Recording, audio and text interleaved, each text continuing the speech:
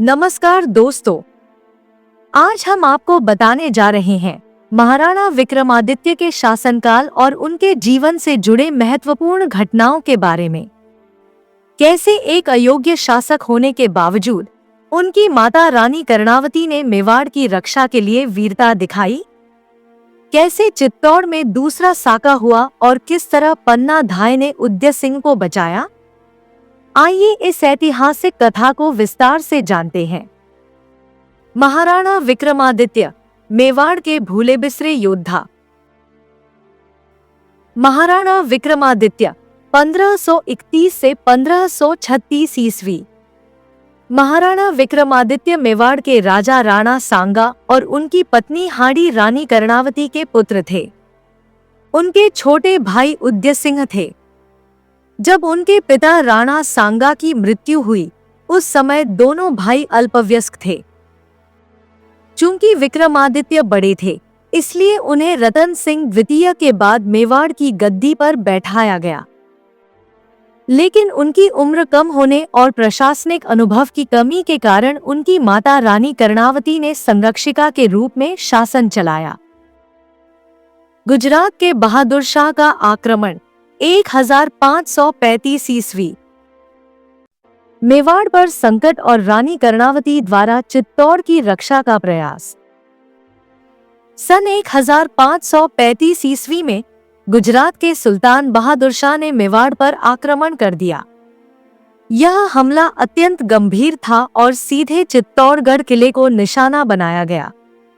उस समय मेवाड़ का शासक महाराणा विक्रमादित्य था, लेकिन वह शासन चलाने और युद्ध करने में अयोग्य था।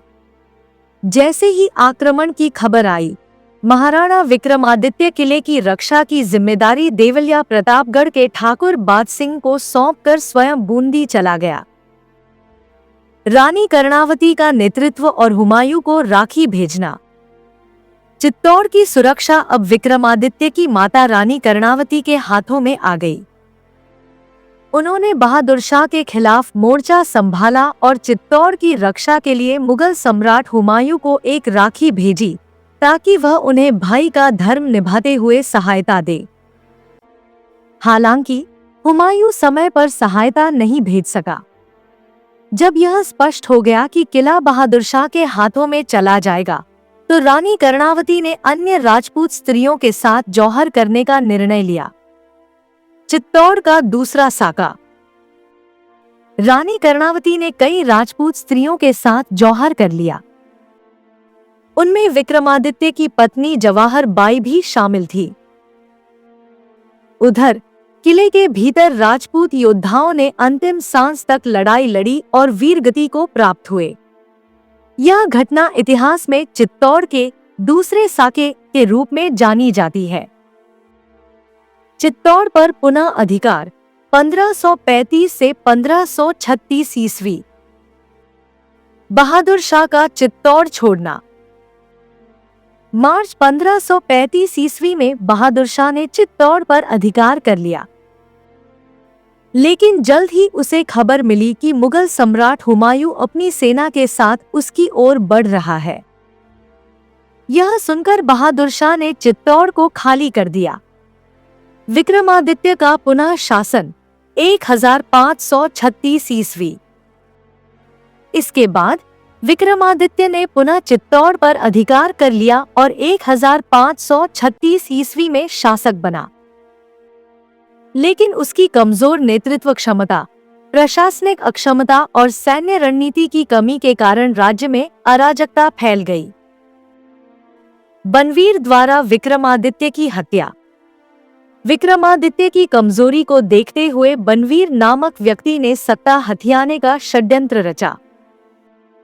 उसने 1536 ईस्वी में विक्रमादित्य की हत्या कर दी और खुद को मेवाड़ का शासक घोषित कर दिया।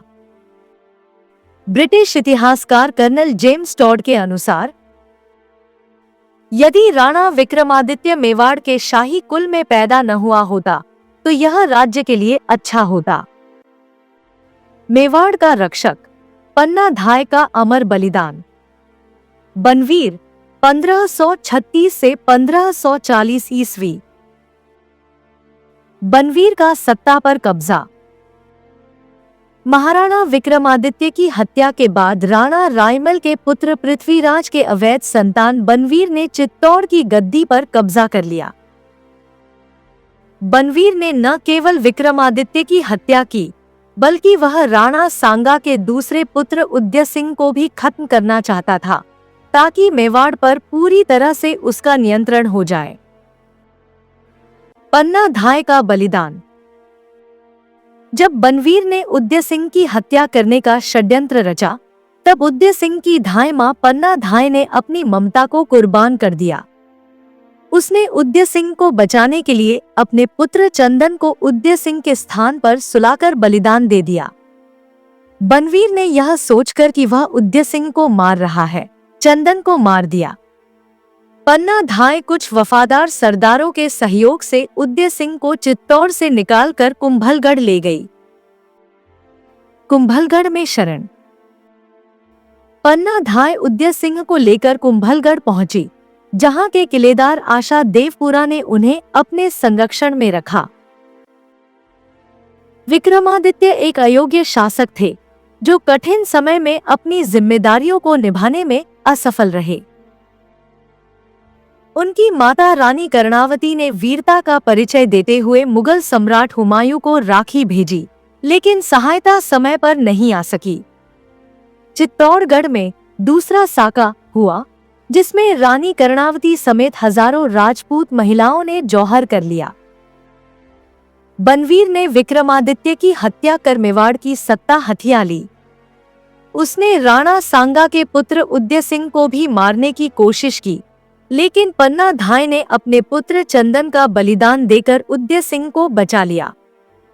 पन्ना धाय ने उदय सिंह को कुंभलगढ़ पहुंचाया, जहां उन्हें संरक्षण मिला। बनवीर का शासन लंबे समय तक नहीं चला और अंततः उदय सिंह ने आगे चलकर मेवाड़ की गद्दी को पुनः प्राप्त किया।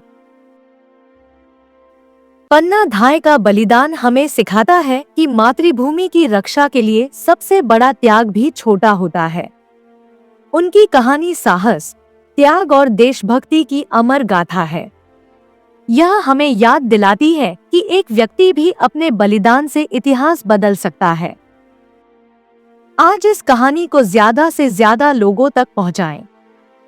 मेवाड़ के गौरवशाली इतिहास और पन्ना धाय के बलिदान को याद रखें और इस वीडियो को शेयर करके दूसरों को भी प्रेरित करें। कमेंट में बताएं कि आपको यह कहानी कैसी लगी। आप मेवाड़ के गौरवशाली इतिहास के बारे में और जानना चाहते हैं? हमारे चैनल को सब्सक्राइब करें, वीडियो को लाइक करें और कमेंट में बताएं कि आप किस ऐतिहासिक व्यक्तित्व के बारे में जानना चाहते हैं।